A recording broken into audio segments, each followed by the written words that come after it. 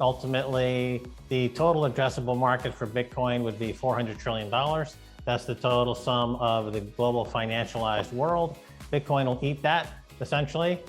So we're going to see a lot higher prices, $1 million, $2 million per Bitcoin. Today on this week's episode of the Crypto Mile, we're joined by Bitcoin pioneers Max Keiser and Stacy Herbert. Max and Stacy, welcome to the Crypto Mile. Nice to be here. Howdy. Ethereum has now transitioned to proof of stake. Now, is this not going to put pressure on Bitcoin to do the same? Ethereum has nothing to do with Bitcoin. Proof of stake is essentially a recreation of the fiat money model, and they've changed the code on a whim many times. It's completely insecure, and now it's even worse. So this is putting a spotlight on Bitcoin and attracting capital into Bitcoin. I see that Ethereum is selling off versus Bitcoin. I think that trend will continue, and we'll see Ethereum trading at zero versus Bitcoin, as we will see all the altcoins, because none of them offer anything that would attract capital for any serious reason. I would also point out that Chancellor on the brink of second bailout for banks is, the genesis of Bitcoin, and Bitcoin was birthed into the world because of the failure of the proof of stake system. We tried proof of stake for the past 50 years, since 1971, so it's 51 years now, I guess.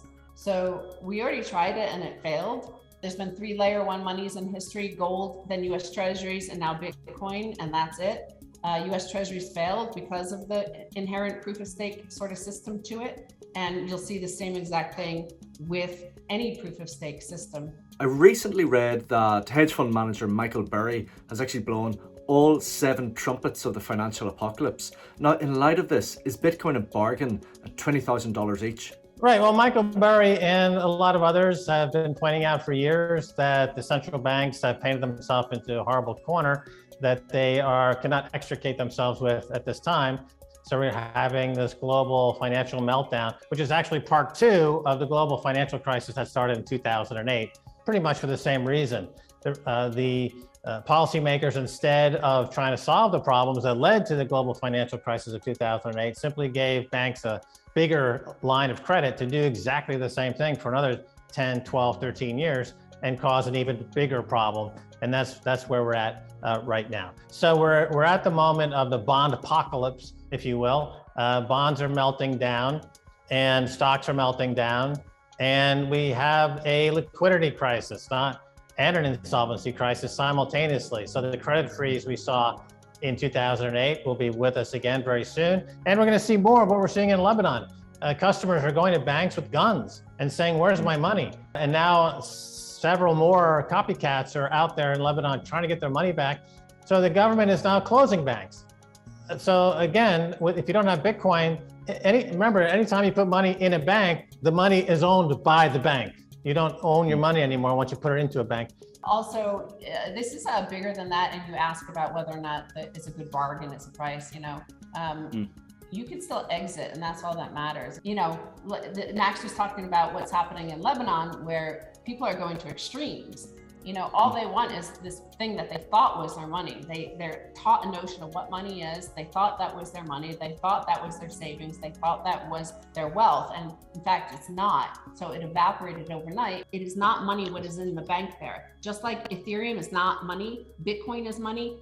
Gold is still money. It's being demonetized by Bitcoin, but the US dollar is no longer money. It was when we froze Russia's reserve $630 billion worth on February 26th, it ceased to be money, to the whole world. So it's just a currency. It's just another currency that could be ripped from your hands, deleted from your bank account. At the moment, most leading economists and actually the mass media are saying that El Salvador's experiment with Bitcoin has been a failure. You've been there. Has it been a failure? Well, if that's failure, I wish America would fail as badly as El Salvador is reportedly failing. GDP is skyrocketing, tourism is skyrocketing, investment into the country is skyrocketing. The leader's popularity is over 90%. The ancillary benefits of going on making Bitcoin legal tender have been extraordinary. and continue to show what can be done when you have a courageous leader who's willing to say, turn their back on the global central banking establishment like the IMF and to give his people sovereignty. I believe that El Salvador is winning, and they're winning big. And that is why the headlines say otherwise. Just like the mainstream media headlines say America is winning by destroying the dollar, that Europe is winning by freezing to death this winter. El Salvador is winning in a very, it's in a hard to quantify way because it's not measured in fiat necessarily, which, the US can, as it did over the last 2 years during the pandemic and the aftermath, they printed up trillions and trillions and trillions and trillions of dollars. Everybody saw that. We saw the balance sheet. We saw the money printer go, we saw it. And what happened? Oh, GDP boosted. House prices went up. Everything looks great, right? Well, in fact, the disintegration, the underlying disintegration was profound and devastating when we see that now. Finally, Max, earlier you were mentioning that tech stocks are plummeting. Well, Bitcoin still seems to be marching in lockstep with the NASDAQ.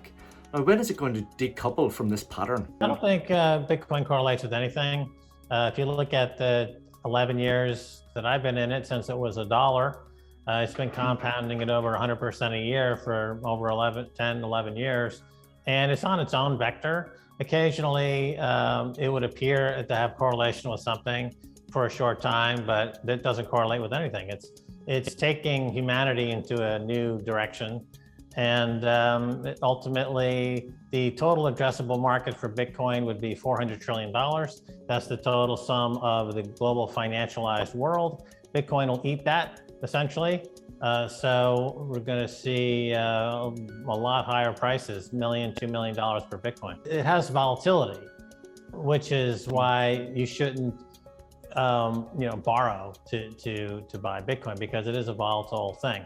But ultimately, that volatility is needed to really show that it is kind of breaking apart the system. Stacy and Max, thank you for coming on this week's episode of The Crypto Mile. It was nice to be here. Great, thanks.